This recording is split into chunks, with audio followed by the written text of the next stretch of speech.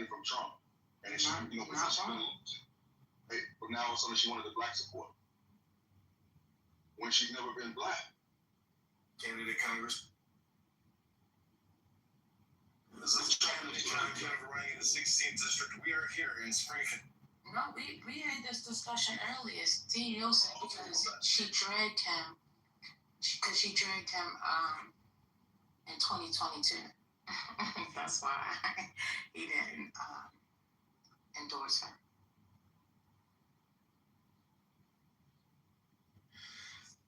You want to hear something funny?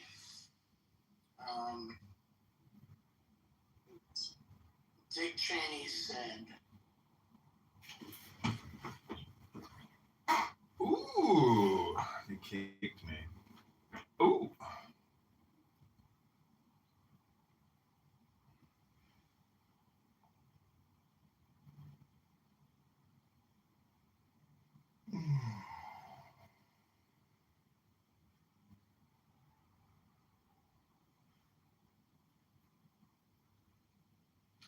Okay, this is John Kitover, Candidate Congressman podcast. Just gonna look at these two right here. Aiken is back. Welcome, Aiken. Aiken for love. Aiken.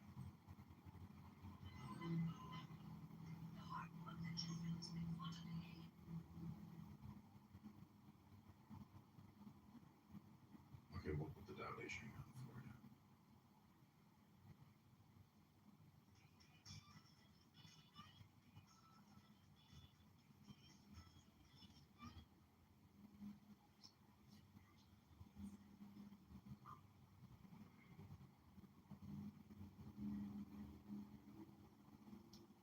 Delegate Jean can be has let go of herself. She is perfectly fulfilled. 8. The supreme good is like water, which nourishes all things without trying to. It is content with the low places that people disdain. Thus, it is like the Tao. In dwelling, live close to the ground. In thinking, keep to the simple. In conflict, be fair and generous. In governing, don't try to control. In work, do what you enjoy. In family life, be completely present. When you are content to be simply yourself and don't compare or compete, everybody will respect you.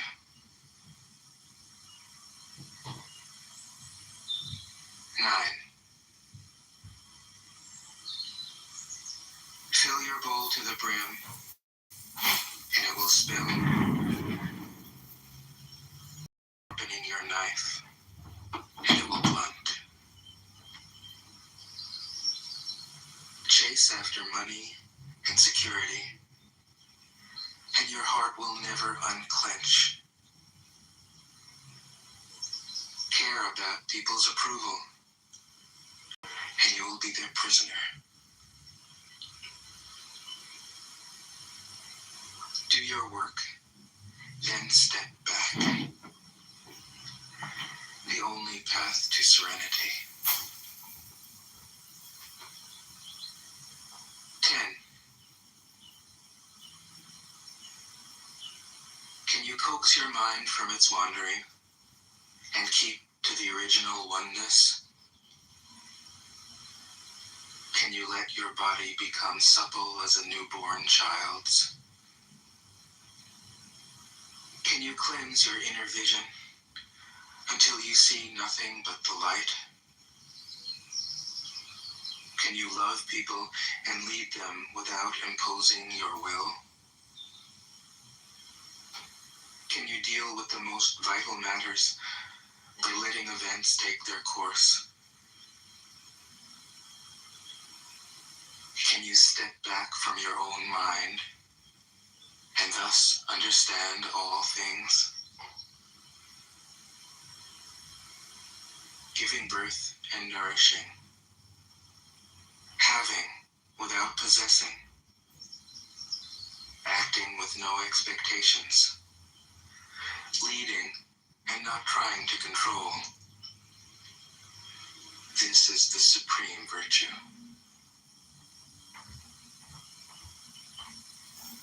11. We join spokes together in a wheel, but it is the center hole that makes the wagon move. We shape clay into a pot, but it is the emptiness inside that holds whatever we want. We hammer wood for a house, but it is the inner space that makes it livable. We work with being, but non-being is what we use. 12. Colors blind the eye. Sounds deafen the ear. Flavors numb the taste. Thoughts weaken the mind. Desires wither the heart. The master observes the world, but trusts his inner vision. He allows things to come and go. His heart is open as the sky.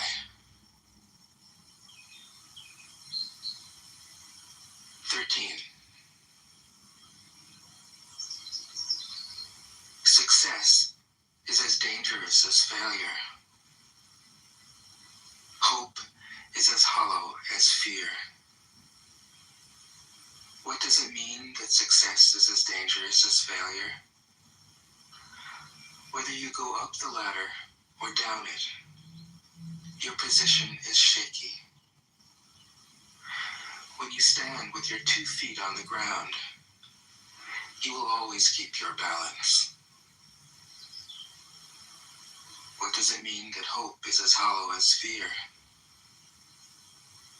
Hope and fear are both phantoms that arise from thinking of the self.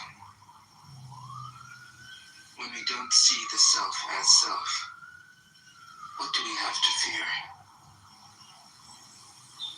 See the world as yourself.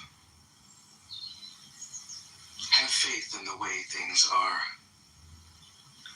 Love the world as yourself. Then you can care for all things. 14. Look, and it can't be seen. Listen, and it can't be heard. Reach, and it can't be grasped. Above, it isn't bright. Below, it isn't dark. Seamless, unnameable, it returns to the realm of nothing. Form that includes all forms. Image without an image. Subtle, beyond all conception. Approach it, and there is no beginning. Follow it, and there is no end. You can't know it, but you can be it, at ease in your own life. Just realize where you come from. This is the essence of wisdom. 15. The ancient masters were profound and subtle. Their wisdom was unfathomable. There is no way to describe it. All we can describe is their appearance. They were careful as someone crossing an iced-over stream, alert as a warrior in enemy territory, courteous as a guest, fluid as melting ice, shapeable as a block of wood, receptive as a valley, clear as a glass of water. Do you have the patience to wait till your mud settles and the water is clear? Can you remain unmoving till the right action arises by itself? The master doesn't seek fulfillment. Not seeking, not expecting. She is present and can welcome all things. 16. Empty your mind of all thoughts. Let your heart be at peace. Watch the turmoil of beings, but contemplate their return. Each separate being in the universe returns to the common source. Returning to the source is serenity. If you don't realize the source, you stumble in confusion and sorrow. When you realize where you come from, you naturally become tolerant, disinterested, amused, kind-hearted as a grandmother, dignified as a king. Immersed in the wonder of the Tao, you can deal with whatever life brings you. And when death comes, you are ready. 17. When the master governs, the people are hardly aware that he exists. Next best is a leader who is loved. Next, one who is feared. The worst is one who is despised. If you don't trust the people, you make them untrustworthy. The master doesn't talk, he acts. When his work is done, the people say, "Amazing, we did it, all by ourselves." 18. When the great Tao is forgotten, goodness and piety appear. When the body's intelligence declines, cleverness and knowledge step forth. When there is no peace in the family, filial piety begins. When the country falls into chaos, patriotism is born. 19. Throw away holiness and wisdom, and people will be 100 times happier. Throw away morality and justice, and people will do the right thing. Throw away industry and profit, and there won't be any thieves. If these three aren't enough, just stay at the center of the circle and let all things take their course. 20. Stop thinking and end your problems. What difference between yes and no? What difference between success and failure? Must you value what others value? Avoid what others avoid? How ridiculous. Other people are excited, as though they were at a parade. I alone don't care. I alone am expressionless, like an infant before it can smile.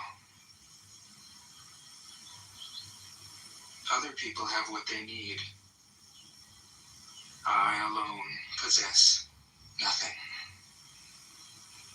I alone drift about, like someone without a home. I am like an idiot. My mind is so empty. Other people are bright. I alone am dark. Other people are sharp. I alone am dull. Other people have a purpose. I alone don't know. I drift like a wave on the ocean. I blow as aimless as the wind. I am different from ordinary people.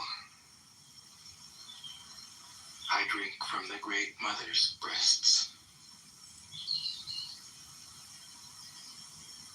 21. The master keeps her mind always at one with the Tao.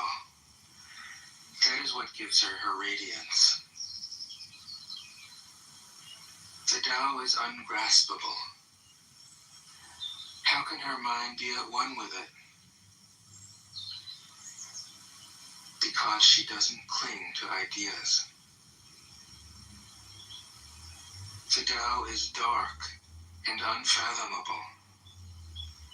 How can it make her radiant? Because she lets it.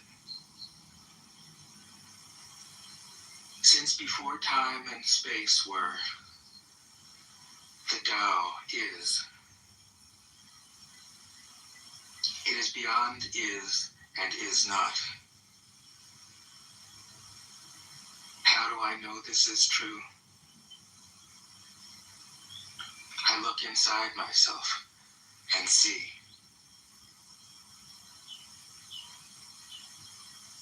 22. If you want to become whole, let yourself be partial. If you want to become straight, let yourself be crooked. If you want to become full, let yourself be empty. If you want to be reborn, let yourself die. If you want to be given everything, give everything up. The Master, by residing in the Tao, sets an example for all beings. Because he doesn't display himself, people can see his light. Because he has nothing to prove,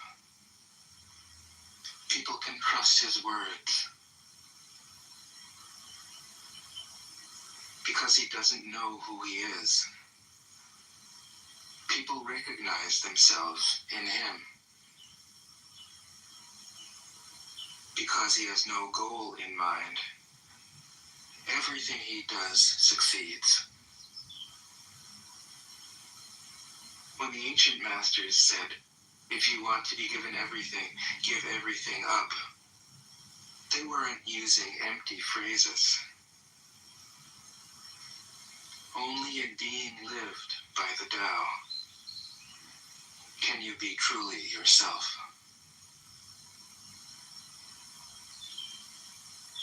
23. Express yourself completely, then keep quiet. Be like the forces of nature. When it blows, there is only wind. When it rains, there is only rain. When the clouds pass, the sun shines through. If you open yourself to the Tao, you are at one with the Tao, and you can embody it completely. If you open yourself to insight, you are at one with insight, and you can use it completely. If you open yourself to loss, you are at one with loss, and you can accept it completely. Open yourself to the Tao, then trust your natural responses, and everything will fall into place. 24. He who stands on tiptoe doesn't stand firm. He who rushes ahead doesn't go far. He who tries to shine dims his own light. He who defines himself can't know who he really is. He who has power over others can't empower himself. He who clings to his work will create nothing that endures. If you want to accord with the Tao, just do your job, then let go. 25. There was something formless and perfect before the universe was born.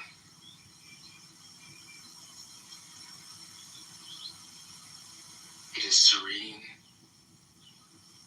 empty,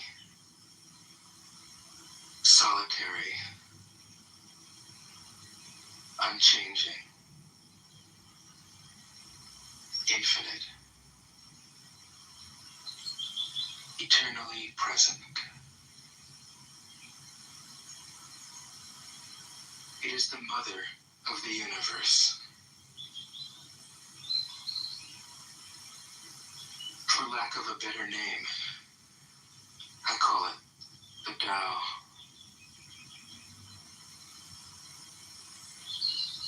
It flows through all things, inside and outside, and returns to the origin of all things.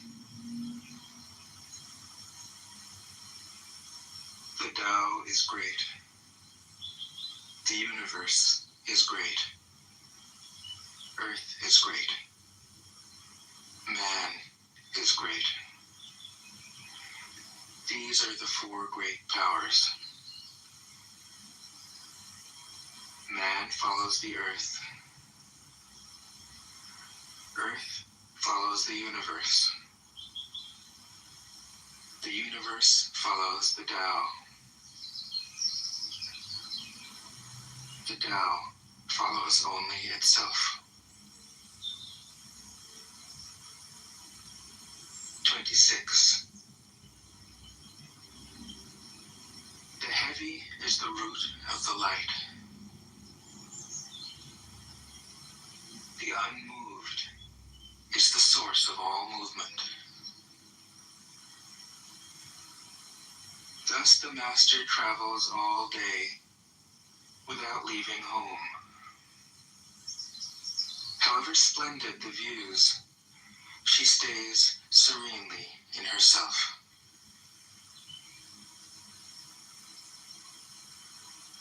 Why should the lord of the country flit about like a fool? If you let yourself be blown to and fro, you lose touch with your root. If you let restlessness move you, you lose touch with who you are.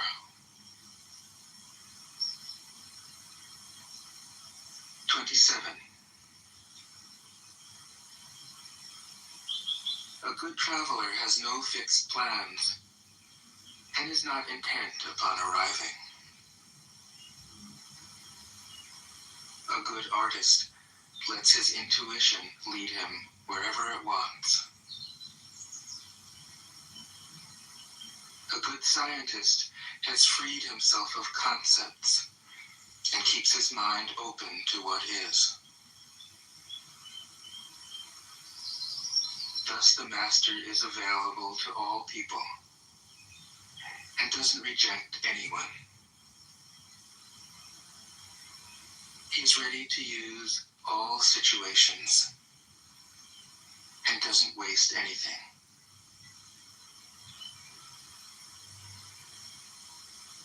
This is called embodying the light. What is a good man but a bad man's teacher? What is a bad man but a good man's job? If you don't understand this, you will get lost, however intelligent you are. It is the great secret.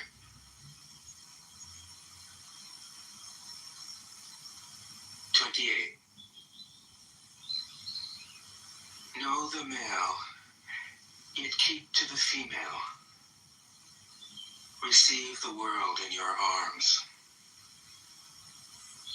If you receive the world, the Tao will never leave you, and you will be like a little child. Know the white, yet keep to the black. Be a pattern for the world. If you are a pattern for the world, the Tao will be strong inside you, and there will be nothing you can't do. Know the personal, yet keep to the impersonal. Accept the world as it is.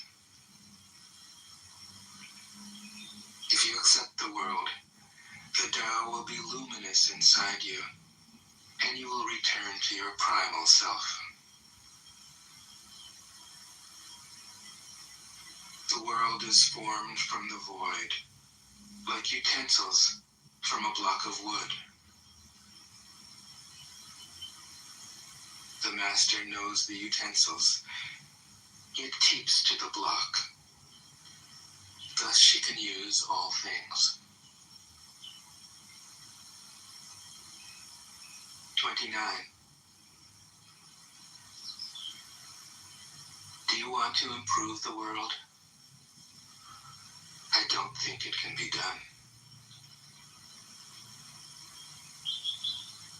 The world is sacred.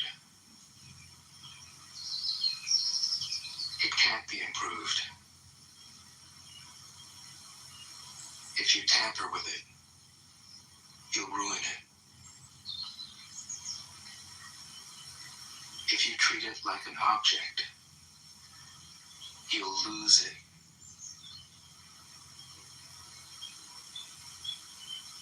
There's a time for being ahead, a time for being behind, a time for being in motion, a time for being at rest,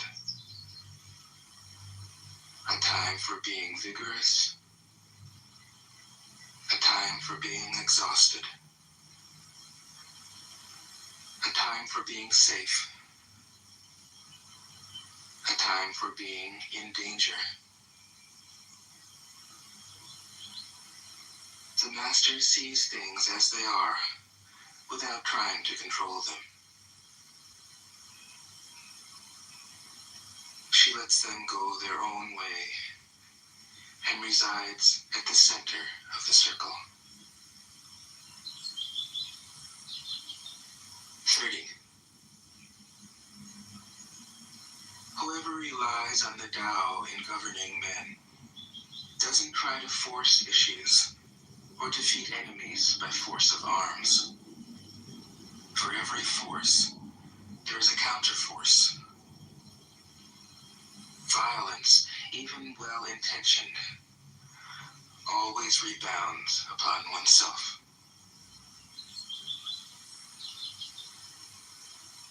The master does his job and then stops. He understands that the universe is forever out of control, and that trying to dominate events goes against the current of the Tao. Because he believes in himself, he doesn't try to convince others. Because he is content with himself, he doesn't need others' approval. Because he accepts himself, the whole world accepts him. 31. Weapons are the tools of violence. All decent men detest them. Weapons are the tools of fear. A decent man will avoid them, except in the direst necessity, and if compelled, will use them only with the utmost restraint. Peace is his highest value. If the peace has been shattered, how can he be content? His enemies are not demons, but human beings like himself. He doesn't wish them personal harm, nor does he rejoice in victory. How could he rejoice in victory and delight in the slaughter of men? He enters a battle gravely, with sorrow, and with great compassion, as if he were attending a funeral. 32. The Tao can't be perceived. Smaller than an electron, it contains uncountable galaxies. If powerful men and women could remain centered in the Tao, all things would be in harmony. The world would become a paradise. All people would be at peace, and the law would be written in their hearts. When you have names and forms, know that they are provisional. When you have institutions, know where their functions should end. Knowing when to stop, you can avoid any danger.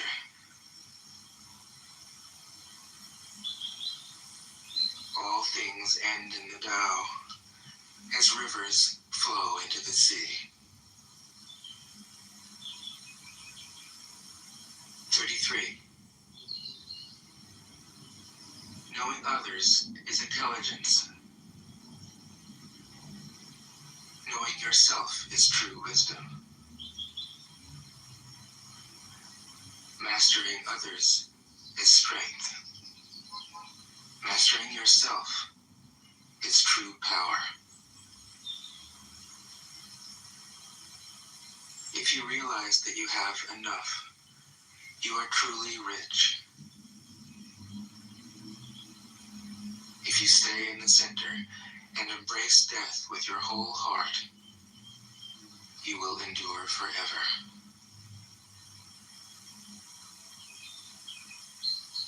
34. The great Tao flows everywhere.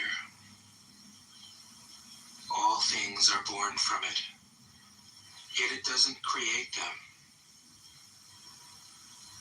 It pours itself into its work, yet it makes no claim. It nourishes infinite worlds, yet it doesn't hold on to them. Since it is merged with all things and hidden in their hearts, it can be called humble. Since all things vanish into it, and it alone endures, it can be called great. It isn't aware of its greatness, thus it is truly great.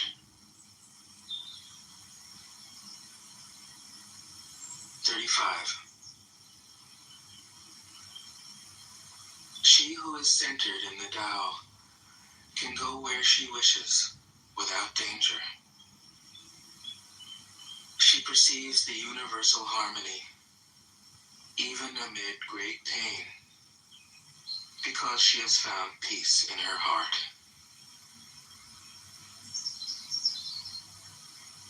Music or the smell of good cooking may make people stop and enjoy, but words that point to the Tao seem monotonous and without flavor. When you look for it, there is nothing to see. When you listen for it, there is nothing to hear. When you use it, it is inexhaustible. 36. If you want to shrink something, you must first allow it to expand. If you want to get rid of something, you must first allow it to flourish. If you want to take something, you must first allow it to be given. This is called the subtle perception of the way things are.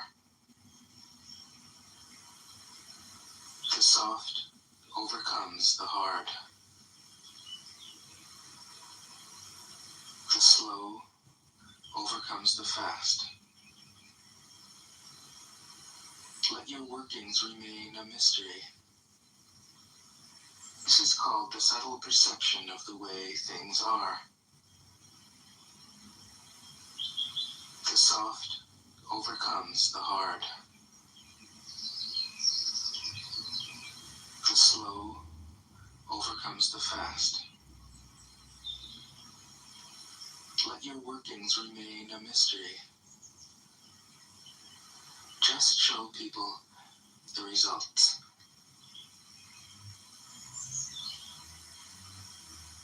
37. The Tao never does anything, yet through it all things are done. If powerful men and women could center themselves in it, the whole world would be transformed by itself in its natural rhythms. People would be content with their simple, everyday lives, in harmony and free of desire. When there is no desire, all things are at peace. 38. The Master doesn't try to be powerful. Thus, he is truly powerful. The ordinary man keeps reaching for power. Thus, he never has enough. The Master does nothing, yet he leaves nothing undone. The ordinary man is always doing things yet many more are left to be done. The kind man does something, yet something remains undone. The just man does something, and leaves many things to be done. The moral man does something, and when no one responds, he rolls up his sleeves and uses force. When the Tao is lost, there is goodness. When goodness is lost, there is morality. When morality is lost, there is ritual. Ritual is the husk of true faith, the beginning of chaos. Therefore, the master concerns himself with the depths and not the surface, with the fruit and not the flower. He has no will of his own. He dwells in reality and lets all illusions go.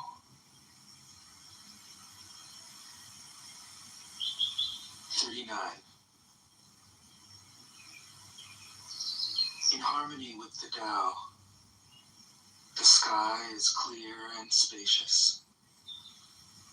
The earth is solid and full.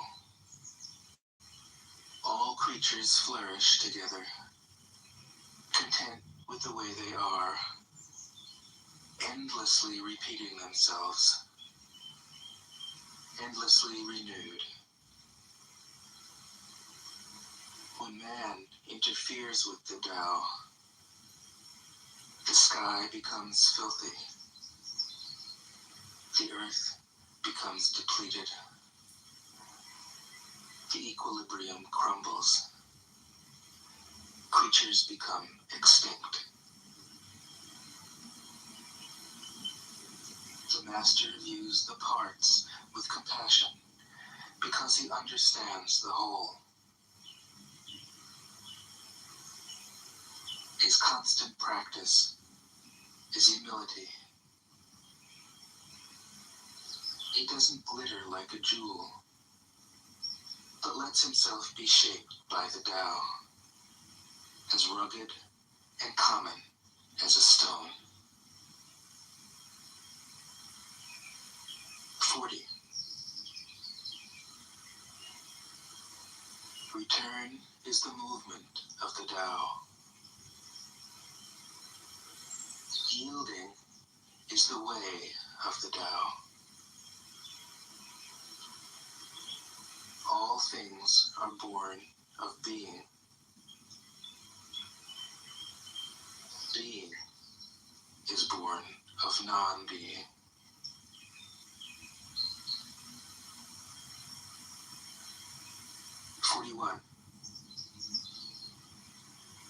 When a superior man hears of the Tao, he immediately begins to embody it. When an average man hears of the Tao, he half believes it, half doubts it. When a foolish man hears of the Tao, he laughs out loud. If he didn't laugh, it wouldn't be the Tao. Thus it is said,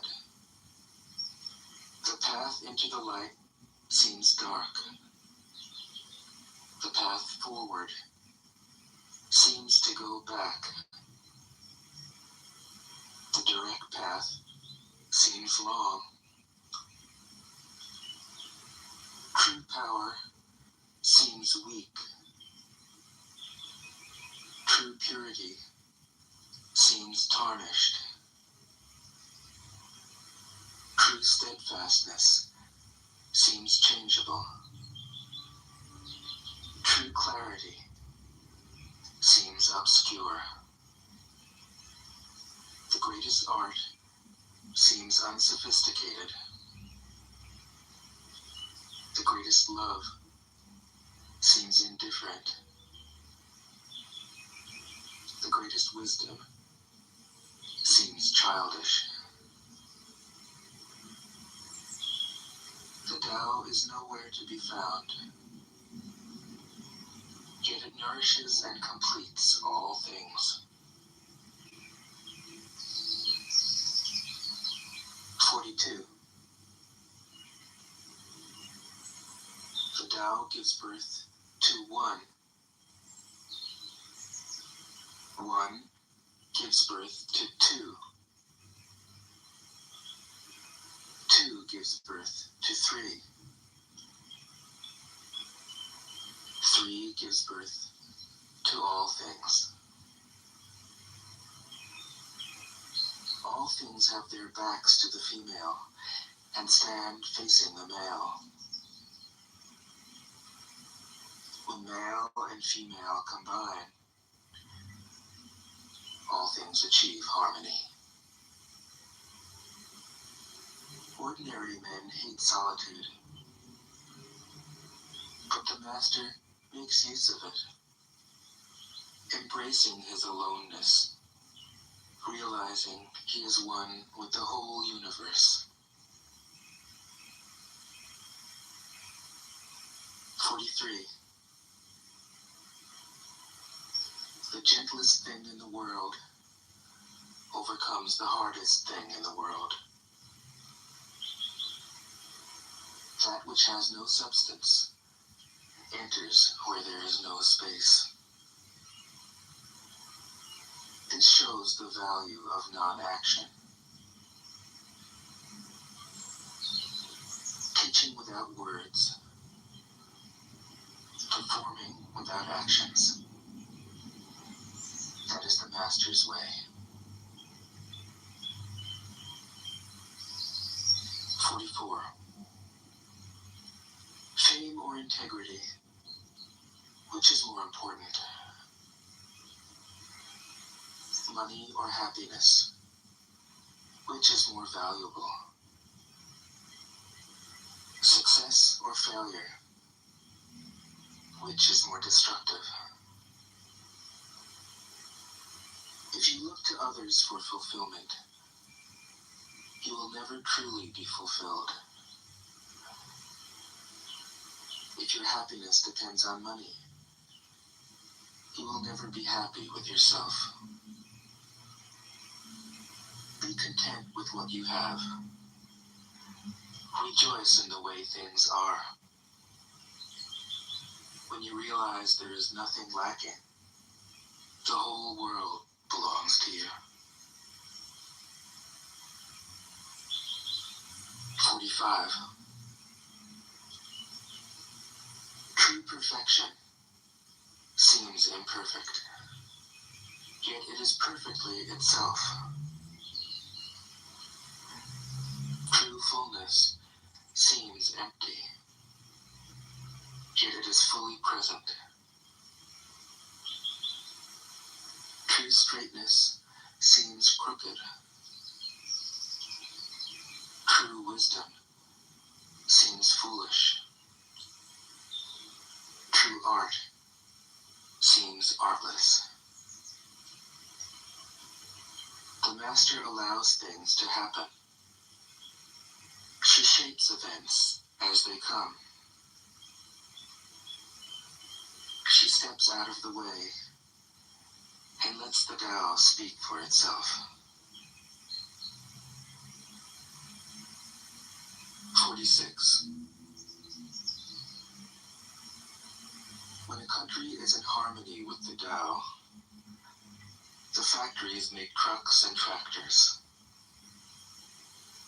When a country goes counter to the Tao, warheads are stockpiled outside the cities. There is no greater illusion than fear, no greater wrong than preparing to defend yourself, no greater misfortune than having an enemy. Whoever can see through all fear will always be safe.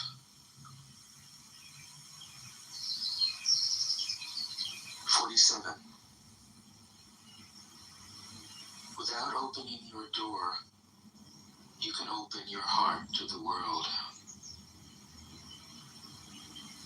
Without looking out your window, you can see the essence of the Tao. The more you know, the less you understand. The Master arrives without leaving, sees the light without looking, achieves without doing a thing.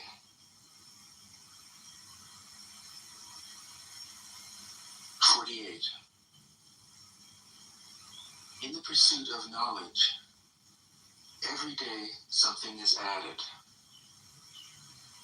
In the practice of the Tao, every day something is dropped. Less and less do you need to force things, until finally you arrive at non-action. When nothing is done,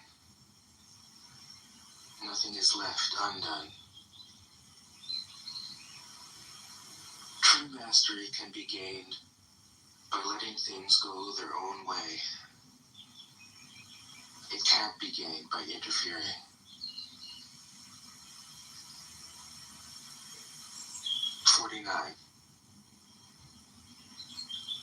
The Master has no mind of her own. She works with the mind of the people. She is good to people who are good. She's also good to people who aren't good. This is true goodness. She trusts people who are trustworthy. She also trusts people who aren't trustworthy. This is true trust. The Master's mind is like space. People don't understand her. They look to her and wait. She treats them like her own children.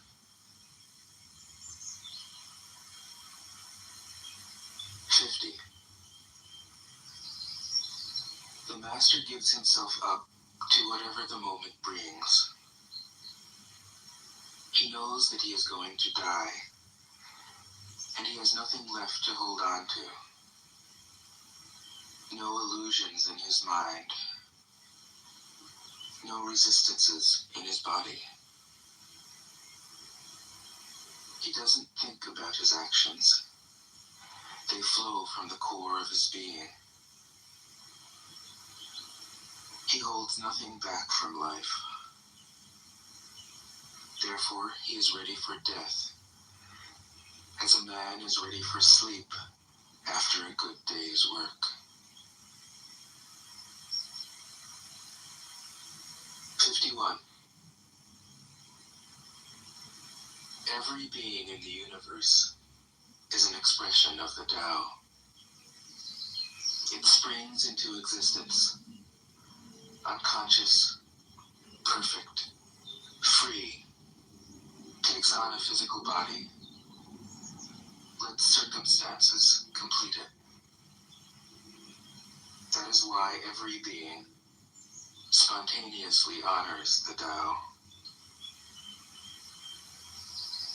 The Tao gives birth to all beings, nourishes them, maintains them, cares for them, comforts them, protects them, takes them back to itself, creating without possessing, acting without expecting, guiding without interfering. That is why love of the Tao is in the very nature of things.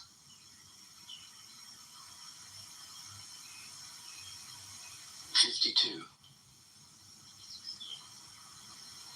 In the beginning was the Tao. All things issue from it. all things return to it. To find the origin, trace back the manifestations. When you recognize the children and find the mother, you will be free of sorrow. If you close your mind in judgments and traffic with desires, your heart will be troubled. If you keep your mind from judging and aren't led by the senses, your heart will find peace. Seeing into darkness is clarity. Knowing how to yield is strength. Use your own light and return to the source of light. This is called practicing eternity. 53. The great way is easy, yet people prefer the side paths. Be aware when things are out of balance. Stay centered within the Tao. When rich speculators prosper, while farmers lose their land, when government officials spend money on weapons instead of cures, when the upper class is extravagant and irresponsible, while the poor have nowhere to turn, all this is robbery and chaos. It is not in keeping with the Tao. 54. Whoever is planted in the Tao will not be rooted up. Whoever embraces the Tao will not slip away. Her name will be held in honor from generation to generation. Let the Tao be present in your life, and you will become genuine. Let it be present in your family, and your family will flourish. Let it be present in your country, and your country will be an example to all countries in the world. Let it be present in the universe, and the universe will sing. How do I know this is true? By looking inside myself. 55. He who is in harmony with the Tao is like a newborn child. Its bones are soft, its muscles are weak, but its grip is powerful. It doesn't know about the union of male and female, yet its penis can stand erect. So intense is its vital power. It can scream its head off all day, yet it never becomes hoarse. So complete is its harmony. The Master's power is like this. He lets all things come and go effortlessly, without desire. He never expects results. Thus he is never disappointed. He is never disappointed. Thus his spirit never grows old.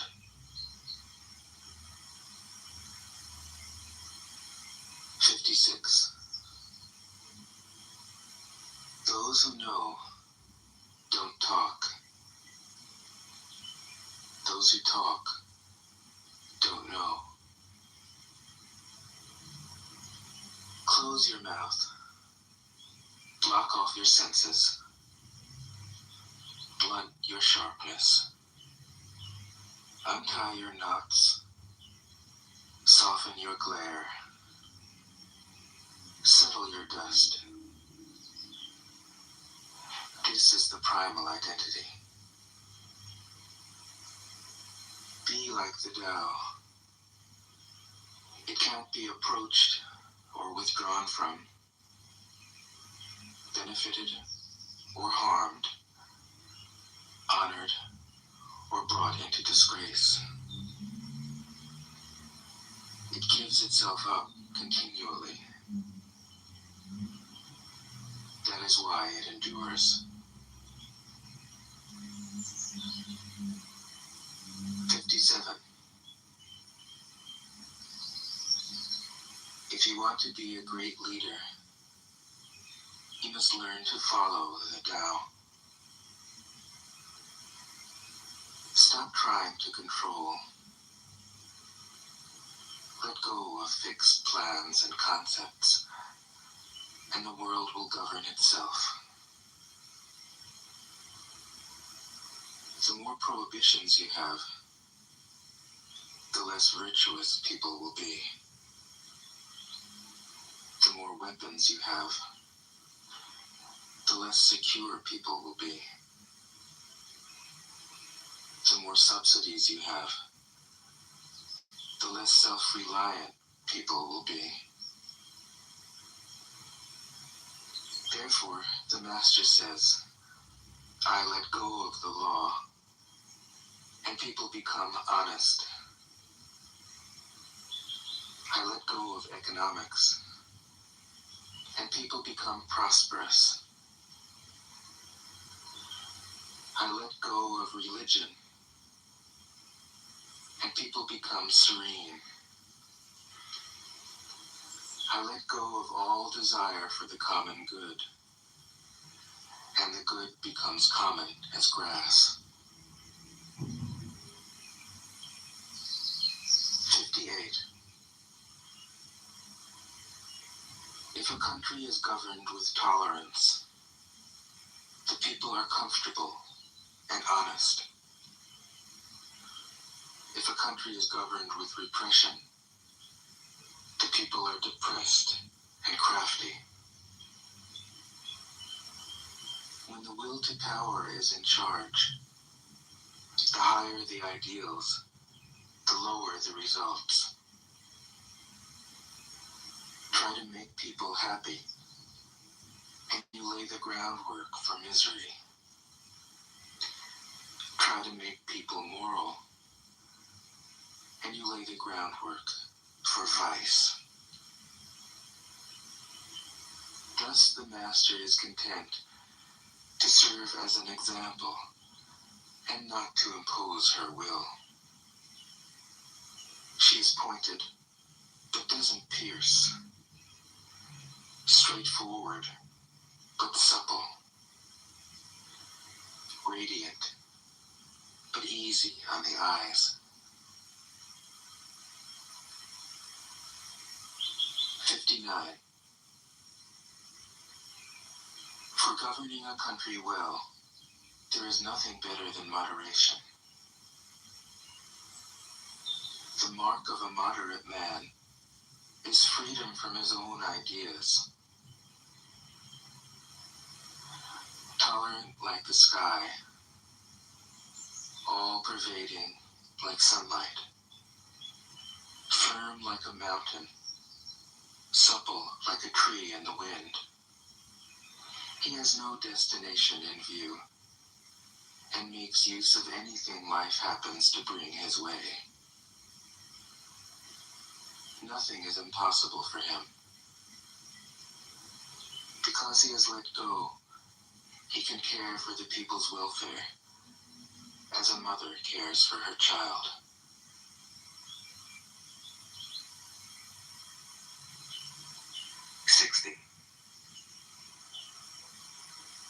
Governing a large country is like frying a small fish.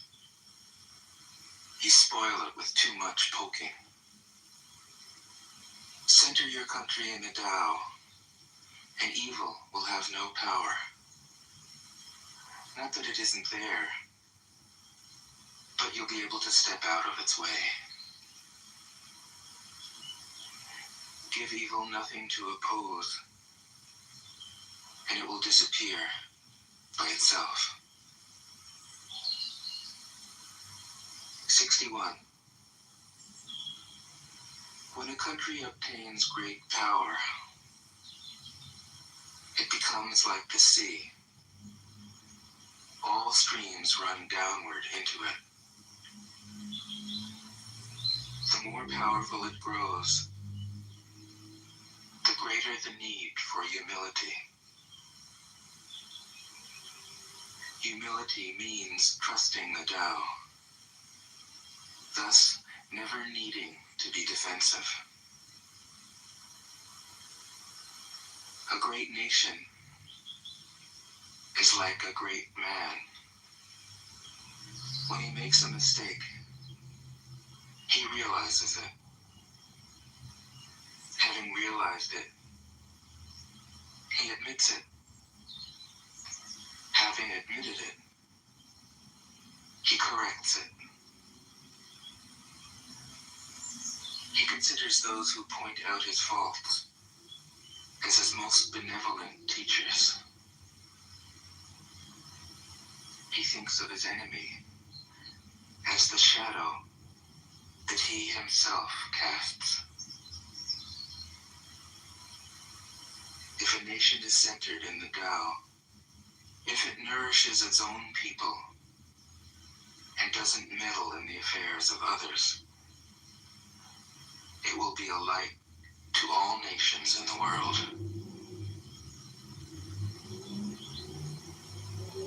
62.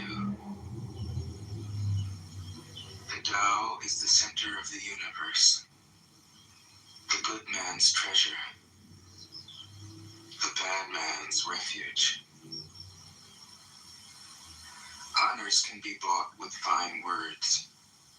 Respect can be won with good deeds. But the Tao is beyond all value, and no one can achieve it.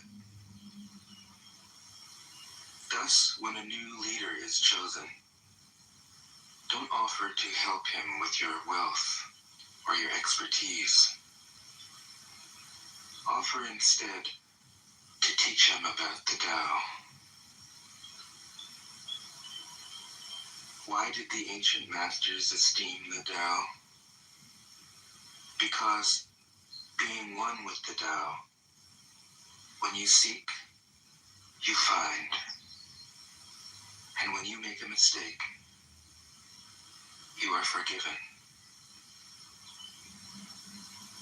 That is why everybody loves it. 63. Act without doing. Work without effort. Think of the small as large, and the few as many. Confront the difficult while it is still easy.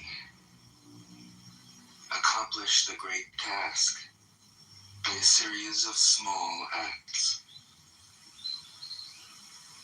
The master never reaches for the great. Thus she achieves greatness. When she runs into a difficulty, she stops and gives herself to it. She doesn't cling to her own comfort. Thus, problems are no problem for her. 64. What is rooted is easy to nourish. What is recent is easy to correct. What is brittle is easy to break. What is small is easy to scatter. Prevent trouble before it arises. Put things in order before they exist. The giant pine tree grows from a tiny sprout. The journey of 1,000 miles starts from beneath your feet. Rushing into action, you fail. Trying to grasp things, you lose them. Forcing a project to completion, you ruin what was almost ripe. Therefore, the master takes action by letting things take their course. He remains as calm at the end as at the beginning. He has nothing, thus has nothing to lose. What he desires is non-desire. What he learns is to unlearn. He simply reminds people of who they have always been. He cares about nothing but the Tao. Thus, he can care for all things. 65. The ancient masters didn't try to educate the people, but kindly taught them to not know. When they think that they know the answers, people are difficult to guide. When they know that they don't know, people can find their own way. If you want to learn how to govern, avoid being clever or rich. The simplest pattern is the clearest. Content with an ordinary life, you can show all people the way back to their own true nature.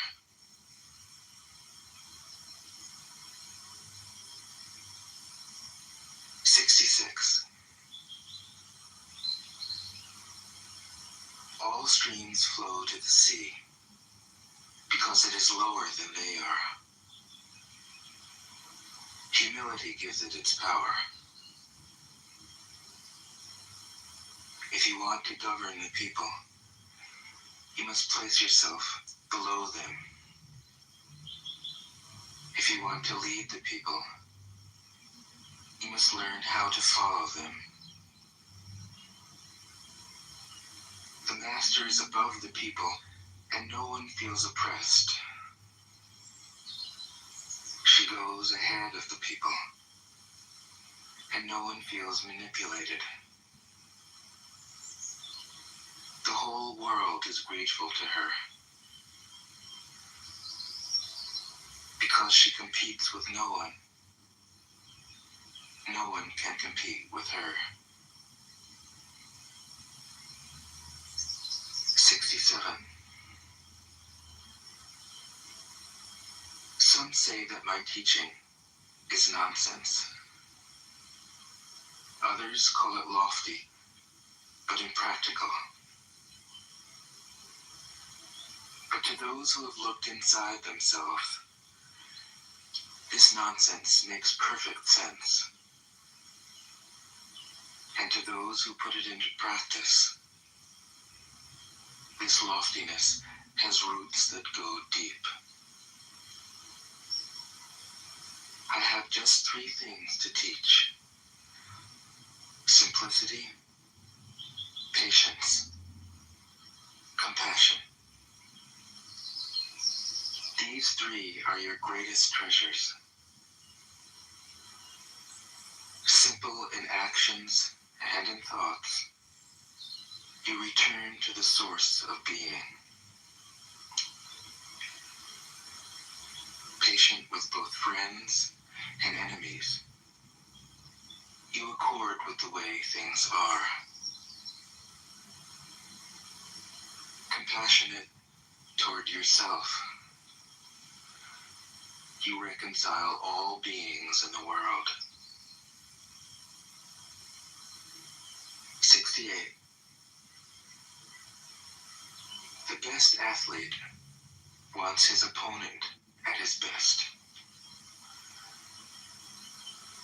The best general enters the mind of his enemy. The best businessman serves the communal good. The best leader follows the will of the people.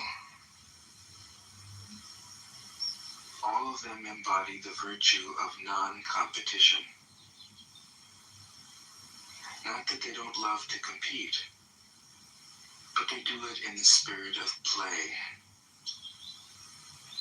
In this, they are like children, and in harmony with the Tao. 69. The generals have a saying: rather than make the first move, it is better to wait and see. Rather than advance an inch, it is better to retreat a yard. This is called going forward without advancing, pushing back without using weapons. There is no greater misfortune than underestimating your enemy. Underestimating your enemy means thinking that he is evil. Thus, you destroy your three treasures and become an enemy yourself.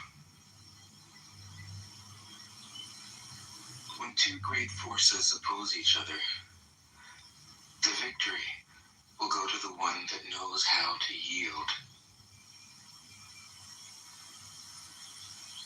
70. My teachings are easy to understand and easy to put into practice. Yet your intellect will never grasp them, and if you try to practice them, you'll fail. My teachings are older than the world. How can you grasp their meaning? If you want to know me, look inside your heart. 71. Not knowing is true knowledge. Presuming to know is a disease. First realize that you are sick. Then you can move toward health. The master is her own physician. She has healed herself of all knowing. Thus, she is truly whole. 72. When they lose their sense of awe, people turn to religion. When they no longer trust themselves, they begin to depend upon authority. Therefore, the master steps back so that people won't be confused. He teaches without a teaching, so that people will have nothing to learn. 73. The Tao is always at ease. It overcomes without competing, answers without speaking a word, arrives without being summoned, accomplishes without a plan. Its net covers the whole universe, and though its meshes are wide, it doesn't let a thing slip through. 74. If you realize that all things change, there is nothing you will try to hold on to. If you aren't afraid of dying, there's nothing you can't achieve. Trying to control the future is like trying to take the master carpenter's place. When you handle the master carpenter's tools, chances are that you'll cut your hand. 75. When taxes are too high, people go hungry. When the government is too intrusive, people lose their spirit. Act for the people's benefit. Trust them. Leave them alone. 76. Men are born soft and supple. Dead, they are stiff and hard. Plants are born tender and pliant. Dead, they are brittle and dry. Thus, whoever is stiff and inflexible is a disciple of death. Whoever is soft and yielding is a disciple of life. The hard and stiff will be broken. The soft and supple will prevail. 77. As it acts in the world, the Tao is like the bending of a bow. The top is bent downward. The bottom is bent up. It adjusts excess and deficiency so that there is perfect balance. It takes from what is too much and gives to what isn't enough. Those who try to control, who use force to protect their power, go against the direction of the Tao. They take from those who don't have enough and give to those who have far too much. The master can keep giving because there is no end to her wealth. She acts without expectation, succeeds without taking credit, and doesn't think that she is better than anyone else. 78. Nothing in the world is as soft and yielding as water. Yet for dissolving the hard and inflexible, nothing can surpass it. The soft overcomes the hard. The gentle overcomes the rigid.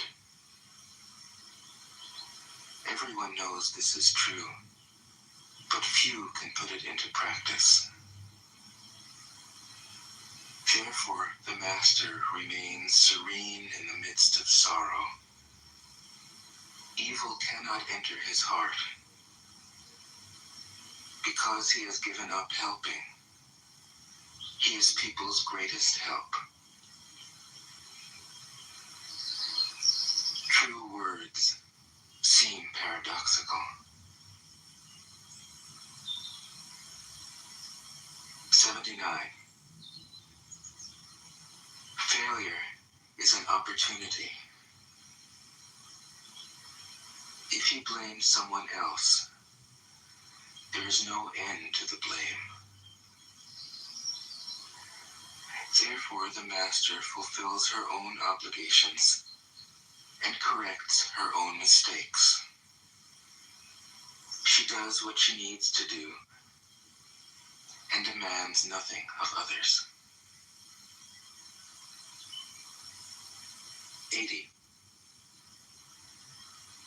If a country is governed wisely, its inhabitants will be content. They enjoy the labor of their hands and don't waste time inventing labor-saving machines. Since they dearly love their homes, they aren't interested in travel. There may be a few wagons and boats, but these don't go anywhere. There may be an arsenal of weapons, but nobody ever uses them. People enjoy their food, take pleasure in being with their families, spend weekends working in their gardens, delight in the doings of the neighborhood. And even though the next country is so close that people can hear its roosters crowing and its dogs barking, they are content to die of old age without ever having gone to see it. 81. True words aren't eloquent. Eloquent words aren't true. Wise men don't need to prove their point. Men who need to prove their point aren't wise. The master has no possessions. The more he does for others, the happier he is. The more he gives to others, the wealthier he is. The Tao nourishes by not forcing, by not dominating. The master leads.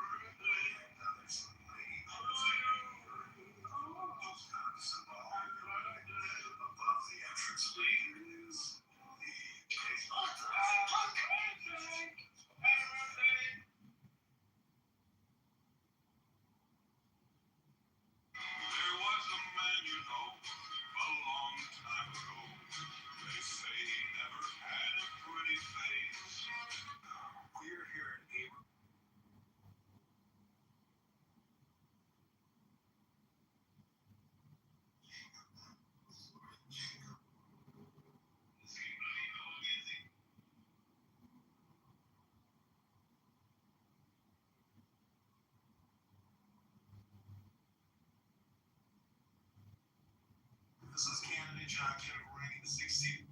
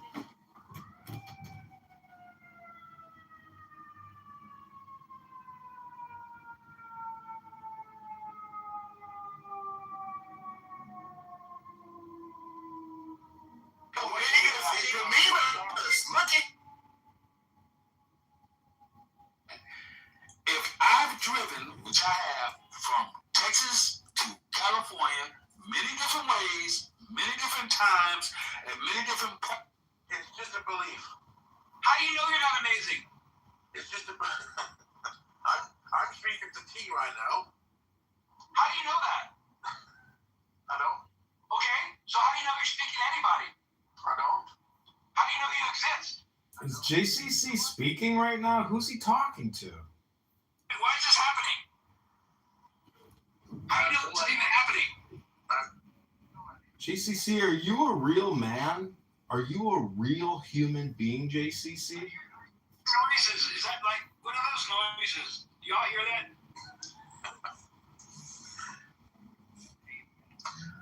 So what's the answer, T? How do you know any of these things that you're saying? How do you know you read a book? How do you know you explained it to us?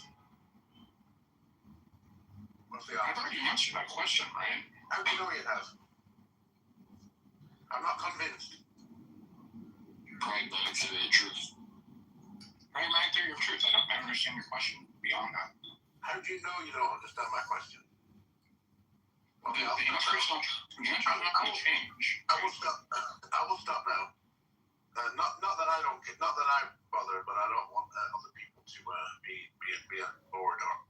Ruben, don't you understand? Atheists refuse to be in book clubs. They hate words, they hate books and concepts. They just want to deny, and basically play the antithesis or the opposite of a theist. That's what they want to do, is just say everything you think or all the words you know are basically not essential because it's all just imaginary. And therefore, we don't like the book club, so don't bring your book club around here. That's basically what they're saying. Are you speaking for atheists because you're an atheist, John? No, I'm trying to think about the perspective and the communication exchange between atheists and theists, because the position of an atheist is basically a negation or a nothingness. There's nothing there. So they, that's my opinion. I'm trying to make an observational analysis. Are you an atheist was the question. No, I believe in words and books and concepts. No, because I just don't know who you're referring to.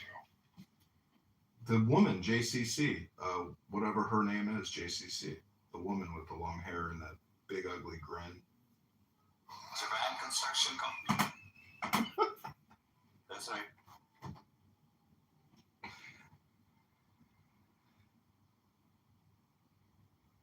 Jefferson, I'm not being a troll. I'm trying to understand the perspective of an atheist and what they actually believe in, which is really nothing. They do not believe in anything. Maybe science and observational methodology to try to recreate experiments, but for the most part, it's book club or not book club. That's all it is. That's the whole argument. Is I hate your book.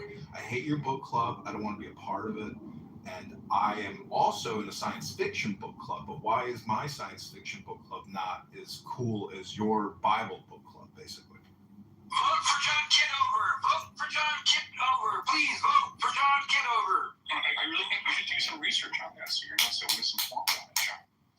All right, well, tell me what I should be looking up to become more well-informed.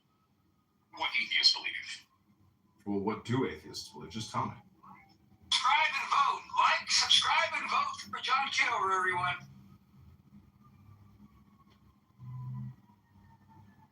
I mean, I've read Christopher Hitchens, I've read Richard Dawkins, and that to me is just more spam.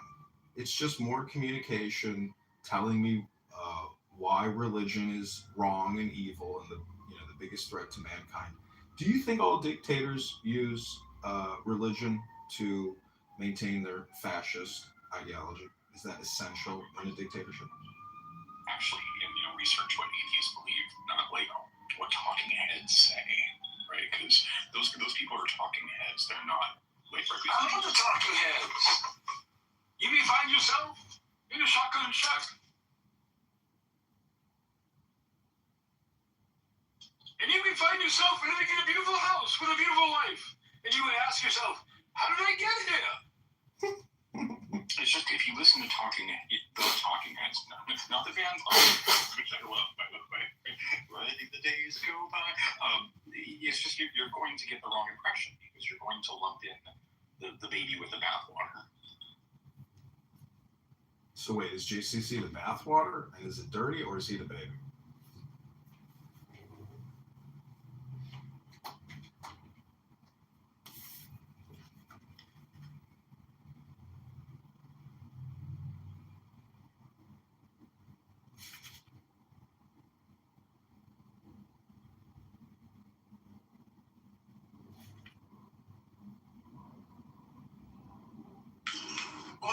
wonderful show we've had today. Kitover, thank you for opening this show. Very kind of you. You're really drawing the audience, don't you? Thank you so much for co-hosting with me. Sure, thank you, Mr. Jefferson.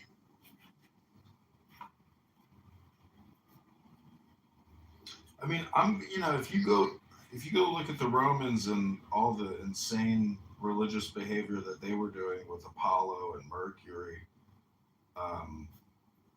in that regards, I can see why all theists or Christians or Jews or Muslims are essentially just full of shit, because if they're not open to the universal God as opposed to their one specific prophet or deity, they're trying to essentially spam you. No, the Bible says tell them once, tell them twice, kick the dust off your feet. So, in Christianity, you're not supposed to patronize people. I'm not patronizing. I'm just trying to say that if you believe in one specific deity and his name is Jesus Christ or Allah, but you're not willing to go through the history books and see how other people throughout other times have worshipped this deity, you have to come to the rational conclusion that your one specific book club choice is ludicrous. You have to be open to all book club choices, in my opinion. No, because the Bible describes that as being fickle-minded. You're not steadfast. You're not. Well, these books deal with intelligence, psychology, and emotional management, regulation, wisdom. And so if you read the Tao Te Ching by Lao Tzu from 2,700 years ago, you will realize that this deity, which created reality or is reality itself, is already in the literature. It's in the Tao Te Ching, and it's from China. Or you can go to India and read the Upanishads. It's talking about a supreme intelligence, not necessarily the creator, but some type of supreme intelligence. Right, so I know about the Tao and all that. I heard of that stuff. I don't subscribe to Eastern or any other beliefs because the Bible already has everything in it. If you want to look for wisdom, you go to Proverbs and you have King Solomon. If you want to think about love, right? The Bible is full of philosophy. Right? The Bible is full of philosophy, so I don't have to read other books. The Bible has every answer. I'm going to ask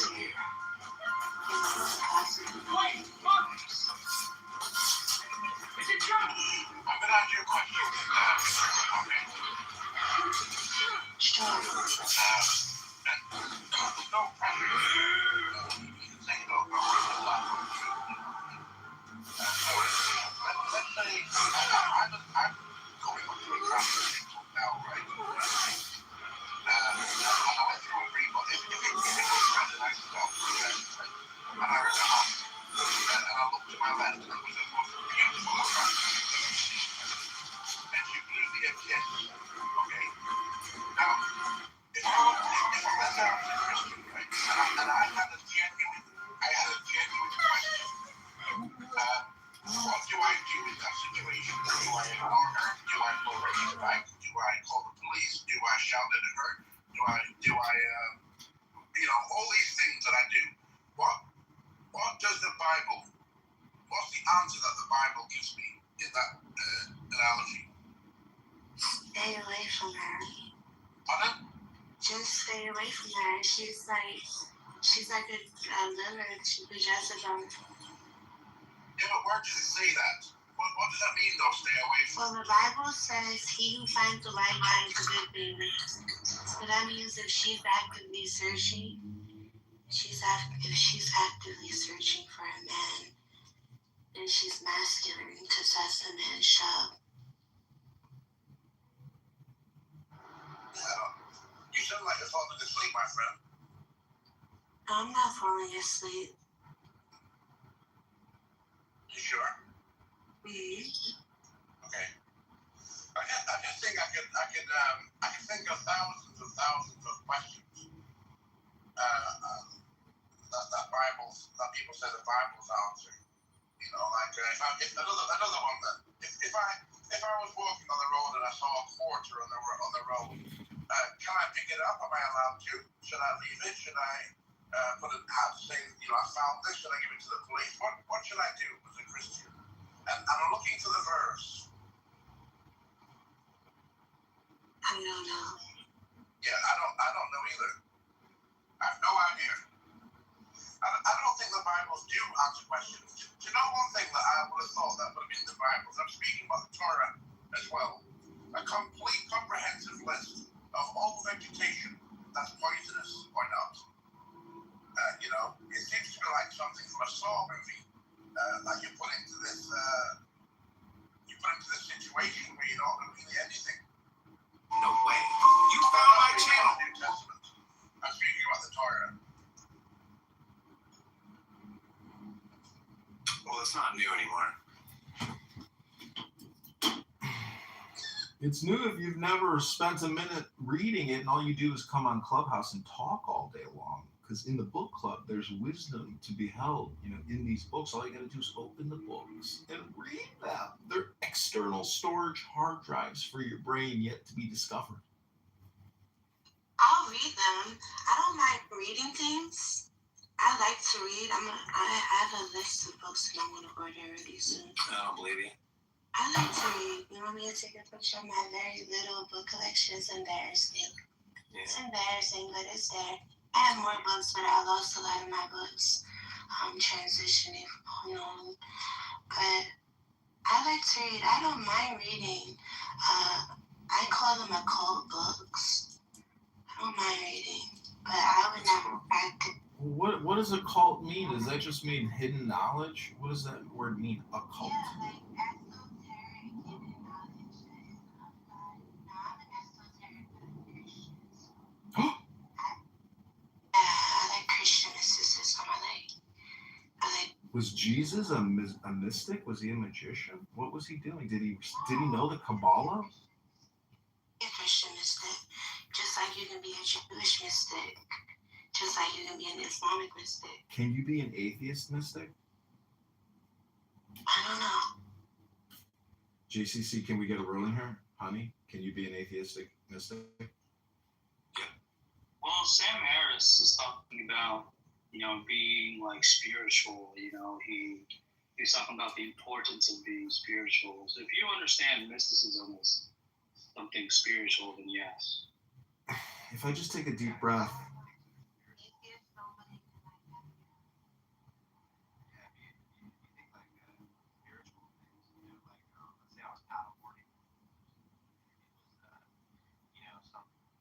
Not a lot of people done, right? But I'm doing it. And then I have some mystical experience with some pilot whales or something.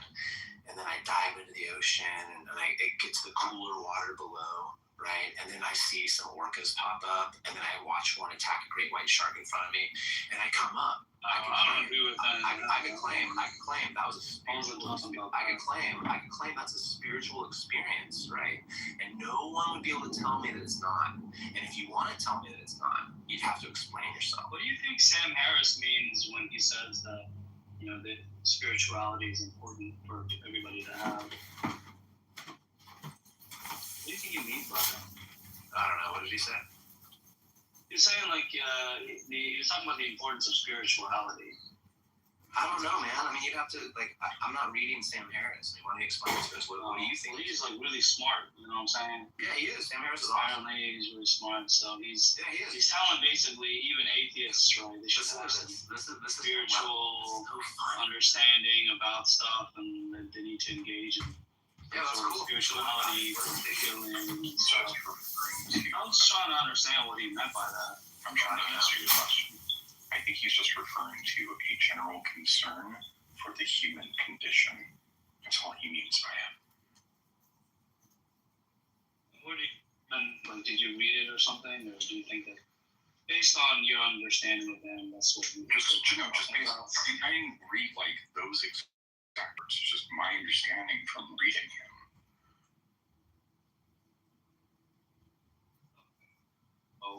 spiritual towards the preservation of humanity. Is that what you think? Yeah, like, health and well-being, that type of thing.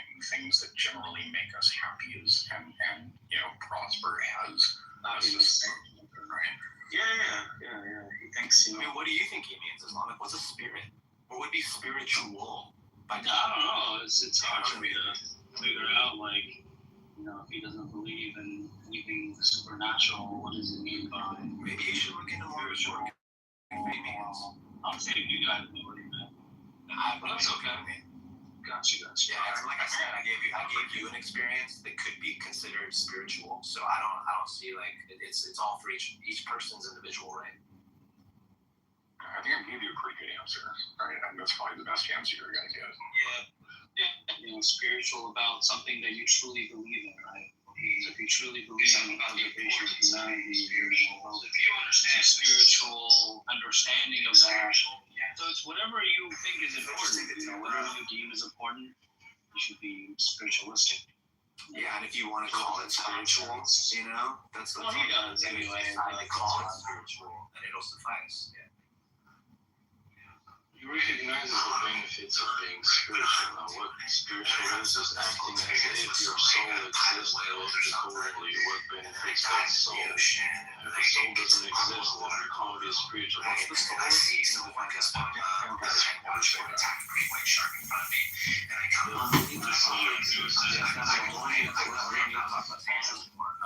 What's the soul, Arbon? What is that? Well, soul is what makes you, which is external of your body. Okay. Now we're gonna go into like LARP town 89 IQ level shit. Okay, go ahead.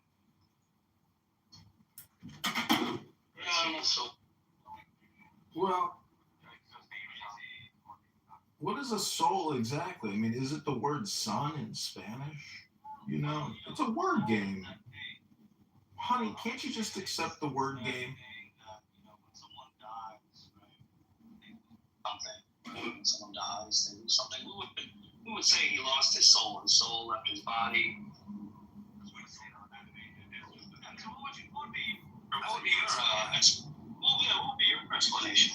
So that's just a figure of speech. Generally, soul actually refers to the person itself. You hear this in when a pilot reports an emergency, the ATC will ask him, how many souls on board? It refers to a living person. And then, much later, there was sort of like this new age thing where the soul became not the person themselves, which is, if you read the Bible, what it's actually talking about, right? But instead, the thing which animates the person or is external to the person. It's a very recent invention. That's what I said, man. What's wrong with you? Yeah, I'm telling you, it's a very recent invention as far as our language goes. Somebody stop on the duck. You agree that the person who dies, something of him is lost. What do you mean by his metabolistic processes? There was a Is that all? No, that's not. Right? separation. No, like other things like his heartbeat, respiration, things like that. There's a lot that gets lost. Right? I see.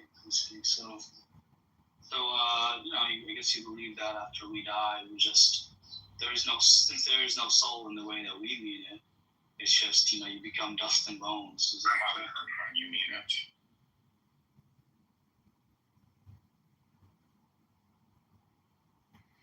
So what is Gnosticism, and how can you merge with the supposed deity that the atheists deny exists? Has anyone had a merging experience, a Gnostic experience with the deity itself? Anyone? Or just maybe felt something in their pants? Hold on. What is Gnostic experience? It's like a merger between, the self and the deity. Man, you're a religious person. That's crazy. So, when someone claims to Gnosticism, they claim knowledge, right? They know it to be the case. It takes from what? So, a Gnostic. I've never. Well, that's right. So now you know what it means. So, have you heard or have you yourself have knowledge of any experience that you know that you're experiencing the deity that you know exists?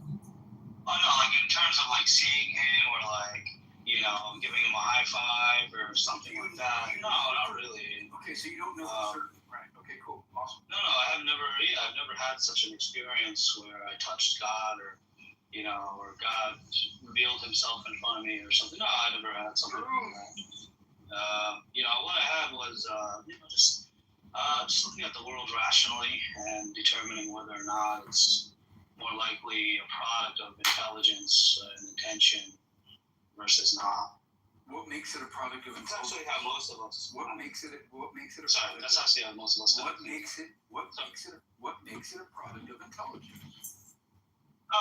The fact that the objects that we see are very within it, we see systems that are balanced with other systems. And, Okay. This points to, in terms of intelligence, it points to, well, if this, I was going to explain that. So, like, for example, if I open up a car engine and kind of investigate it, I'll see that, whoever put this together, one second, let me just finish my answer if I could. Your analogy of a Can I just finish my answer? I've heard this before, so watch me. Oh, can I just finish my answer? Go ahead. Thank you. I appreciate that. So we'll look at that and we'll think to ourselves that, whoever put this together had some understanding of how combustion Yeah, because we know humans know. has some understanding. Because humans design things. Yeah. Well, I'm not making an argument here. I'm not. Hold Humans on. design things and build things. Just hold on. Get your point. So basically, what we have here is, The we have evidence that whoever put this together has some kind of intelligence, has an understanding of concepts such as combustion, such as weight, such as material. He understands material science. Because if the materials were different, like for example, if the engine was made out of wood or something of that nature, it would fail, and So this is the evidence that I'm showing. So this is the evidence that I'm suggesting. Anyway, go ahead, man. That's not our bond. It's Islamic, dude. No, it's our bond. Did I answer your question? No, it's Islamic. That's why he's doing this. He's just a fucking nut job. Are you familiar with the sharpshooter fallacy? Our bond is off mute, so I'm confused, right? So Islamic. So you're using the argument from intelligent design because you understand that it takes a thinking agent to make things that don't come about naturally, right? And then you look at the universe. What do you call about naturally? What does that mean? Hello. I let you blow. You know what? Have a great day, Islamic. You're going to interrupt me nonstop because you're Don't, JCC. Just you're a fucking hypocrite. You must Are be you familiar familiar with with the sharpshooter fallacy? Yeah, so the point is, like, you're arguing for things that we agree. Yes, there must be a thinking agent to make a watch. Cool. That doesn't entail just because you see something complex. Therefore, it entails there must be a thinking agent behind that as well, right? That's a mistake. That's an argument for incredulity. Well, it's also the sharpshooter fallacy. Well, it would seem that. Hold on just 1 second. It's also the I sharpshooter. thought he was asking me. I thought I was answering his Hold question. on just 1 second. It's Oh, you want to interrupt me? Go ahead. No, I know. I'm trying to. Islamic is horrible. What if he said It's also an example of the sharpshooter fallacy because what you did was you took a specific piece of evidence and then you drew the target such that the bullseye lands on it and ignored all of the things that don't hit the bullseye. No, what I did was I looked at reality and I realized that whenever you have systems balanced with other systems, the most rational explanation is that someone balanced it, which would require intelligence. What's the argument for that? So, no, I'm just making an inference, right? I know. What is the argument for the inference? It's called an inference. Right? I know. What An inference is when you have. build stuff. That's all Well, you I mean, have. unfortunately, the other guy keeps interrupting, so I don't know. That's all you have, dude. Humans build things. He Now wants to what? provide more Humans evidence. build things. Because we have lots of counter examples, which would make the inference wrong, right? Oh, okay. So you have evidence that everything that came about via non-intentionally, right? That is not what I said. Oh, What I said was, hold on. What I said was, and I prefer that you don't put words in my mouth. What I said was that we have ample counter examples, which would make the inference not accurate. can you give me one counter example? Sure. Chemicals falling into Chemicals what? chemicals falling into lower energy states achieve equilibrium absent an intelligent force. Okay. perfect. So the last part, absence and intelligent force. What is your evidence that this is absent and intelligent force? We don't see any evidence of intelligence. Proactive evidence is evidence of absence. Yes.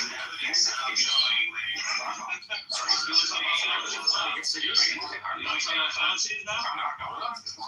I need to give a blanket yes. I was trying to go all the way to absence of evidence is evidence of absence when the evidence is predicted and yet not observed. Oh, okay. Observe the hand of God, putting these things together, therefore there is no hand of God, right? That was not what I said. He was saying that atheists refuse to participate in the book club, and as a result, there's no evidence because everything is just, science fiction, superstitious nonsense, and, therefore it's all just imagination. And You said that there are examples of things Excuse me, you have me wrong. I didn't say anything about intention. No, I didn't. Not once. Okay. So then I have a question. But do you believe that, the way the world is structured is all unintentional? I don't believe the world is structured. So, let's start there. Really? Yeah. The world is not structured? No. It's structured. Structure has a very specific connotation that I just don't think applied. Do you believe systems exist within our universe? Yeah, absolutely. Yeah. Right, so that's what I'm referring to, right? Well, that doesn't mean they're structured, though. Systems can Okay, well, that's structured. No, I'm saying systems can be systems. I don't think systems can be. If it follows a pattern, then it's structured. It doesn't have to. Systems don't have to follow a pattern. I'm talking to Really? Absolutely, right? Where is your degree? Right. An example of a system that doesn't follow a pattern is basically all of systems chemistry. That's the entire thing that we're studying is the way in which the chemicals don't have to work in patterns. Right. The behavior. They can do. Hold on, I wasn't done yet. Yeah. If you would not interrupting, they can do things like achieve equilibrium, and then this environment can change, and equilibrium can be unachieved. Right. It's one of those things where there's no pattern to that. Right. It's very much a influx, constantly changing system. Well, there are patterns to the behavior of atoms and molecules, which are But we're describing the system. Hold on, let me finish. You're just Which are direct. No, you haven't let me finish. That's probably why you're confused. So if you let me finish, So the behavior of atoms and molecules, right, follow a pattern, and this pattern is directly responsible to the systems that we see come about. So there are patterns, right? Even no matter what you say, right? No matter any way you look at it, if there were no patterns, we wouldn't be able to study the universe in the way that we are able to currently. Everything would just kind of be a shot in the dark. But thankfully, there are patterns, and these patterns give rise to systems that are also balanced with other systems. And so this all seems very intentional. I don't see a reason for me to believe that these things can come about via unintentional. Isn't that a common sense fallacy? No, because when I look at the world, Hold on a second. I believe that is a common sense fallacy because what common sense fallacy. Hold on, because what you said was it seems like. That's the common sense fallacy. Yeah, and the reason it seems like that is because we understand that whenever it comes to an object, right, and we see that within that object you have systems that balance with other systems, we see that the reason why the most rational explanation is that someone put it together. Do you believe there are many examples of that? We have human beings put together things that are multi-layered and complexity, maybe balanced systems, and so when we see that, we see, hey, you know what? The tree is, it follows a pattern. You have within it systems that are balanced with other systems. Hey, you're going to do this. It's going to keep repeating. Well, I thought I gave you evidence to suggest. No, you gave me a fallacy, which is it seems like. That's what that was. The reason it's not a fallacy is because I'm using real world conclusions of objects that come about via rational thought. And I see the parallels between that and also the systems that exist within things that human beings did not make. It's not just big to hear that. It's not what point are you trying to make? Because this one you're using good words that even though I'm Muslim, I'm even trying to understand where you're coming from. Just saying it seems like it's not. I was saying that, you know, when you have the reason why we believe that someone puts things together is because we see that it has this property of systems being balanced with other systems, right? So when you look at the human being, you see that the circular nervous system is balanced with the skeletal system, which is balanced with the central nervous system. And I could go on and on, but I guess it's like you go on and show how because they all work together towards a common purpose, which is to try to keep them alive. That this was intentional because we see the same thing with things that we put together, right? Objects that we put together, when we put them together, the same things achieved. We have multiple layers of complexity that all work towards a single purpose. So I'm just drawing a parallel to the question. I think that's a big question, no matter what you say. Because what you said was because for intention, therefore it's intention. Because it's No. Hold on, that was your argument just now, right?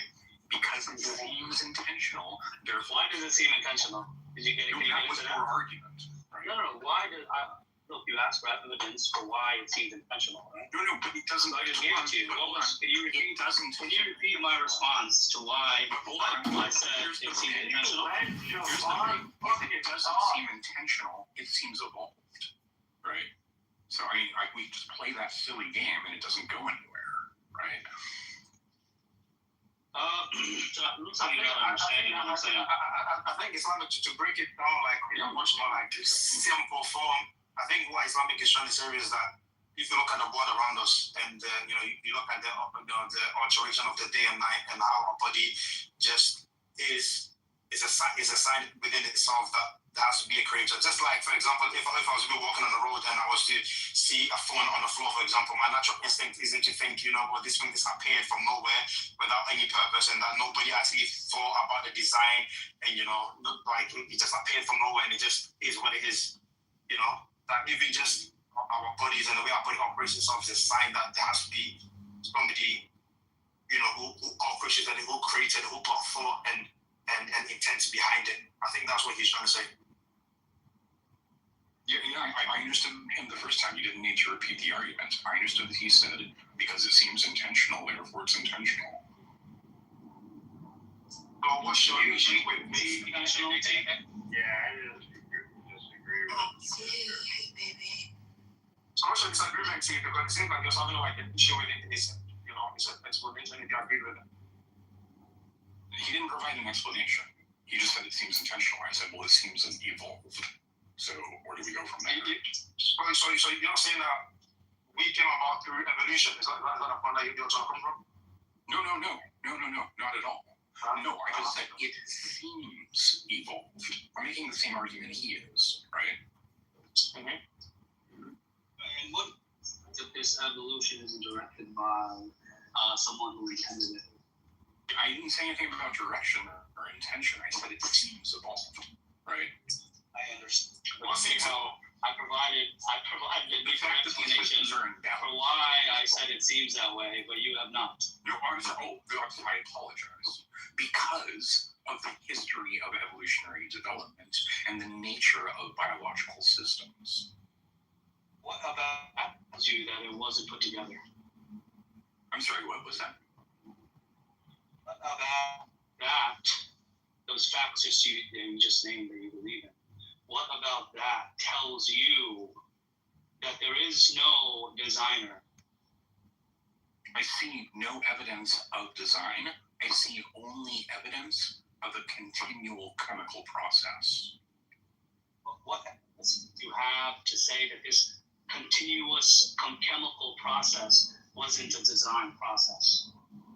I just told you, I literally answered that question. I see no evidence of a design process. I see only a continuous chemical process. Okay, so you don't really have any evidence then, right? I have no evidence of a method of design. Okay, gotcha. Right. And no reason for me method of design. Right. What I do have is lots and lots of evidence of a method of evolution by which these types of systems achieve equilibrium. Right. That's what I have. To answer your question, once again, just to understand where you're coming from, like, what's your belief? Do you believe in anything? Do you believe that there's a God? Like, what's the foundation of your understanding? Regarding what? Like, you have to be like the foundation of your understanding of your beliefs. Like, what would you believe in? What do you mean the foundation of my understanding? Can I take it from here excuse me. The question is totally irrelevant. You're asking a man about his belief. He's approaching things from an experiential point of view. He knows things for a fact. And he's got, I don't know. No, I never said anything. Chicken is better than. That's not my truth. When it comes to the scientific method, you don't approach things by belief. You know things through a huge body of evidence. You require an evidence when you claim that there is a design. There's this thing from us. What's going to be? Normally, I wanted to speak to like friends from Ghana and stuff like that. But it's like people speak about atheists and religion and stuff like that, so you can speak to them. I'm listening. Taking place here. When you ask evidence, someone who is following a scientific method is a huge, enormous body of evidence. When you're asking for evidence for someone who is following a scientific method, he's got all the evidence in the world to present to you. But when you are saying design, that necessarily, linguistically speaking, implies a designer, and that's when you need to provide an evidence for your designer, whatever it is, right? So the question when it comes to belief, for someone who's following a scientific method, Let me finish, because I think I'm coming from. So, no, you're not making I get 1,000%. I get one thing. I get finish about this thing so I can respond. I'm listening. Hold on. Listening, Josh. I'm sorry. It's been a while since we heard from T. We really appreciate you coming back to this platform, T. So yeah, good to see you back. All right. Yeah. So I mean, the evidence would be that these systems come together to benefit the survival of the human race, because the purpose of the world is for the human race to continue for a time until it's decided that he's going to end the world. So these systems that are in place. God is going to end the world? When is that calendar event? The survival of the human race. So we would say that that's good evidence. That's a good sign that someone. Why are there police sirens in your background? Oh, they're coming to get back to you. It's totally irrelevant. Anyway, Islamic, that was a good speak? Unfortunately, it comes down to, when it comes down to design, you need to provide evidence for your designer, Islamic. So you're begging the question. It's all about you providing an evidence for your claimed designer. That is basically inferred from your analogy of design that you're stating. Elia, can I speak now? Because you made a very good point. Can I speak? And answer you? Yeah, go ahead. Okay, so I agree with you when you say the claims are from the Cayman. So I agree with you 100%. But obviously, I'm only coming into this conversation, and you understand my belief as a Muslim. But equally as well, I need to understand why because all the points that I bring to you, you're gonna disagree with it based upon the belief that you believe in. So I'm guessing you believe in the scientific method, right? That's with all the respect to your belief and to your religion and to everything that has to do with it. It isn't about belief. Belief is one approach to come to understand existence. Not every single person approaches existence or tries to understand existence through belief. There is the other method, which is just knowing stuff through first-hand experience, through scientific evidence. You don't have to believe things. To believe something necessitates that you have got nothing, you've got no idea about what it actually is, and that's why you believe in it, because you don't know what it is. So you have to take someone's word for granted. No, not really. That's a totally different approach. So every single person has to believe in something. You go around and throw your claims around everyone that you believe in something. People don't believe. I don't approach things through belief, for example.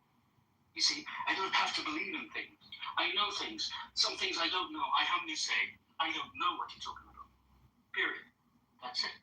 So, Ilya, that's definitely not how epistemology works. You're not speaking. Hold on just 1 second. You're not speaking for everyone's epistemology there. Earlier, again, you keep speaking over me. So whenever I try to make my point, you keep cutting me.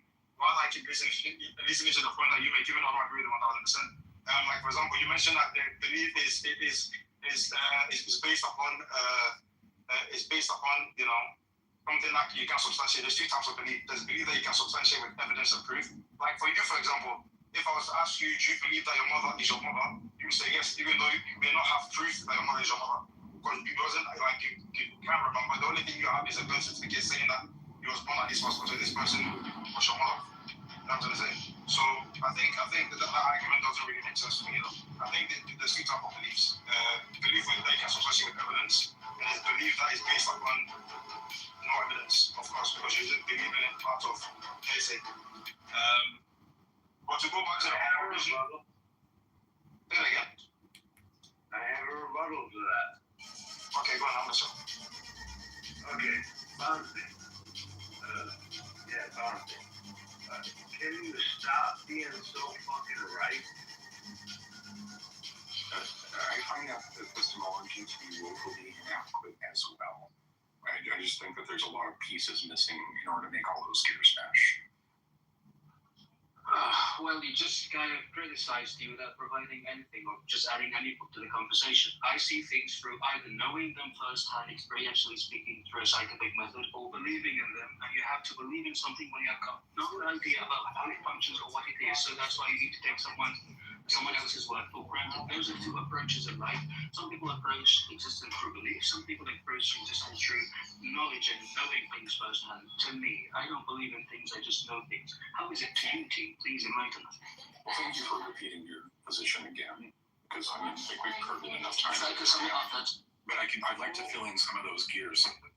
I would love to say what my opinion is, but I will. You actually did ask me, right? So if you wouldn't mind, for what I think that people hold propositional attitudes. That is to say that they're aware of propositions. They hold an attitude whether or not that proposition is true or not. We call those propositional attitudes beliefs. So if I just say, and I think the cat is on the mat, it's a proposition, the cat is on the mat, I have an attitude towards it. I think it's true, right? And then when we have, a certain set of combinations of propositions which we believe are true, and we have good justification for them, it's like another gear in this cog that we haven't even touched on yet, justification for a belief. Then we would say that we have knowledge when we say that a proposition is believed true, and we have justification for it. So we can talk about what might warrant justification. So in other words, we're playing on the lingo and linguistics and semantics of what a belief is, and your understanding something that is known firsthand is something, it's just a belief for which we've got some sort of like substantialism, or what would you call it, substantial evidence probably. I'm trying to... No, I didn't say anything about evidence. I said justification. And no, I'm not playing on words. You started by providing a semantic, and I'm pointing out the reason why I think the semantic that you provided is incomplete.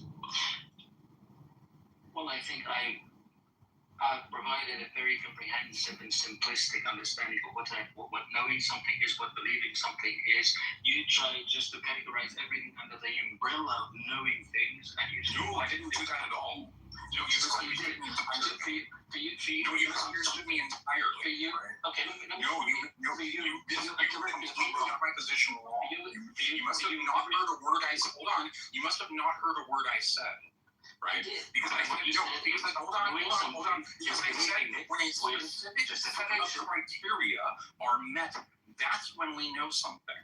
Right? A very specific set of criteria must be met for something to be considered knowledge. So no, I didn't say anything like that. I didn't say anything like, I just lump it all under knowledge. No. I defined 3 very specific criterias which must be met for something to be considered knowledge. What are those criteria?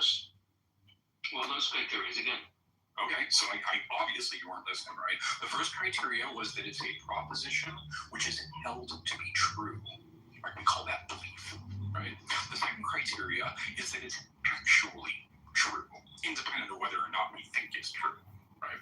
And the third was that we have justification for saying that it's true. Those are the 3 criteria which warrant knowledge. Well, T, we're listening to you. The second criteria, which is a belief of it being true. Again, No, that was the first criteria.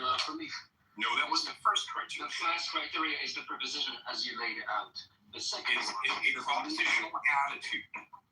The first criteria is a propositional attitude. The second criteria is a state of affairs in reality. And the third is justification. 3 different things. So for something to be known as true, it necessitates it being believed with some sort of a justification to you, right? Again, we're taking everything under the umbrella of belief. This is something I totally refuse. A belief is something. I didn't say anything at all under the umbrella of belief. I defined what let's not simplify things for the sake of finding. Good, let's not. Do you remember what I said a belief was? A belief is something that is totally different in my understanding. Do you remember what I said a belief was? Hey T, do you think there's maybe like a language barrier here? Maybe like English first native speaker versus non-native English speaker? Do you think that has something to do with the debate? Well, I think the barrier here is just complicating something and not understanding. Do you remember what I said a belief was? I don't have to remember what you're saying. You don't remember what I said a belief was? Knowing something first. You don't remember what I said a belief was. From believing. Because I gave you a very specific semantic on this. I said it was a proposition which has an attitude towards it. Do you understand that phrasing? Look, there is no need to undermine anyone in this room. I didn't undermine anyone. I asked you a question if you understood what I said. We've got all the dictionaries. If you don't understand what I said. Let me tell you something. If you don't understand what I said, just tell me and I'll try and break it down for you. I don't need, it's not about you, it's not about what you say, it's not about what you'll ever say in your whole life. Whoa. I asked if you understood. This conversation is not about you, T. I didn't say anything about me. I asked if you understood. Can you repeat my position back to me? Not everything has to do with you, T. I didn't ask about me. I didn't ask about me. I said, repeat my position back to me. Yo, T, this conversation I feel like other guys are going back to something. Yeah, so if we really can't establish that knowing something on one hand is diametrically opposite to believing in something when you have got no idea what it is. That's not what I said, right? So that's not my It's position. not what you say, T. You don't understand that it isn't. No. What you're doing is fundamental linguistically speaking. It is fundamental to any No, you're contradicting the semantic that I provided. Knowing something first. No, you're contradicting the semantic that I provided. Believing in something. But why are you contradicting what it For what reason are you contradicting the semantic that I provided? What's the reason? Is there something wrong with the semantic I provided? Because it's about simplicity. Sorry. It's Is about there something wrong wrong any with conversation. the semantic that I provided? It's about essentials for any conversation. Sorry, was there something wrong with the semantic that I provided? It's just waste time. It complicates things. Was there something wrong with it? Okay, go on. I'm just bored with you. Was there something wrong with the semantic that I provided? We're talking about building blocks. We need to be simple here. I agree. Was there something wrong with the semantic that I provided? The point that I was trying to drive home was when we, investigate a reality, we can clearly see systems being balanced with other systems. We're not talking about evolution. We have a decision to make, right? We have a decision to make what are the reasons for me to believe that it was intentional versus the reasons for me to believe that it's not intentional? This is the dialectic that I'm providing. Sure. So the reason that I would think that it was intentional was that there was evidence of some will which was intending it. That's the reason that I would think it's intentional, right? And so when I talk about something's will that's intending it, I can usually identify the subject of the will, right? I can say, oh, look, it was Cindy who intended to do that. It was her intention. You have to see the intender in order for something to be intended. Is that what you're suggesting? No. That's how I label it, how I locate it, right? Like, what if you were unable to locate an intender? I'm not sure how I would locate intention. I might infer it through, something I know about how intentions work and how people operate, or I don't have to even use forget I said people, how subjects operate, right? I can invoke that inference, right? But it's always going to come to some subject, right? At the end of the day, when I talk about an intention, the intention is going to be localized to a subject. It is the subject's intention. Right. So, and so this is where we would differ, right? You would say that we must be able to locate the intender for me to have confidence that this was intended. I didn't say that, though. The intention is localized to a subject. And that's how I locate intention, is I understand how subjects operate. I didn't say that we have to locate the subject, right? I said that it's always going to be subjective. There's always going to be a subject who's doing the intending, right? I see that. What you said, I agree with it. I agree. But what I still want to sum it up, because there's a few things you mentioned about the science and scientific method. When we talk about science, are we talking about science? Are we talking about theories? I just want to understand that part here, because initially I asked about T's beliefs. Where a theory is a description of a fact that has been tested rigorously and demonstrated to be effective at explaining what it is that we're trying to explain, right? No, okay, but I'm just providing you with a semantic. If you want to use a different semantic, if you want to label a theory I gotta guess about this, then we're just talking about two different things. It's equivocation, right? Because a theory is not a fact, right? Because you have to make that clear that a theory is not a fact, right? Because it was to give an example, like a theory, for example, I said a theory describes a fact. There's a difference. One second. I just wanted to get clear on T's understanding. I'm trying to understand his answer. Is it necessary to determine who to point at, be able to see or have some experience with the intender? Right. I mean, answer this already. Right. You said no. Allow me to say it again. I might make an inference based upon my understanding of how subjects operate, right? Based on my understanding of how cars are manufactured. When I see a car I've never seen before, I might make an inference about the intention there, simply by virtue of the knowledge of how subjects operate with intention. So I don't necessarily have to know that it was in fact the Ford Motor Company, Detroit, Michigan plant that did it. Right? I don't have to know that it was the CEO or the designer that did it. I can make an inference that there was one based on my knowledge. So why can't you apply that to say human beings, right? When you apply that same methodology to human beings, why are you rejecting that there is an intender? Well, I'm not rejecting anything. I'm just looking at the evidence, and the evidence suggests that we evolved. So I don't have to reject anything. Okay, so I already asked you. I